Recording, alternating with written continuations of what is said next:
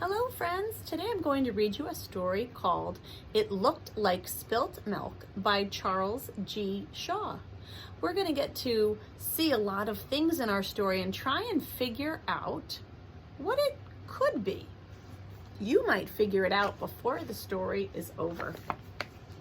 Sometimes it looked like spilt milk, but it wasn't spilt milk. Sometimes it looked like a rabbit, but it wasn't a rabbit. Sometimes it looked like a bird, but it wasn't a bird. Sometimes it looked like a tree, but it wasn't a tree. What could it be, friends? What do you think? Sometimes it looked like an ice cream cone, but it wasn't an ice cream cone. Sometimes it looked like, what does this one look like to you? A flower, but it wasn't a flower. See, it kind of looks like the petals and the leaves and the stem, maybe. It might look like something else to you.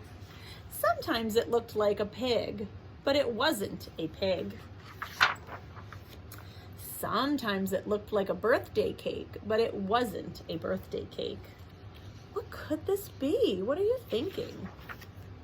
Sometimes it looked like a sheep, but it wasn't a sheep. Sometimes it looked like a great horned owl, but it wasn't a great horned owl. You see the horns? This might be the tail of the owl, maybe the wings.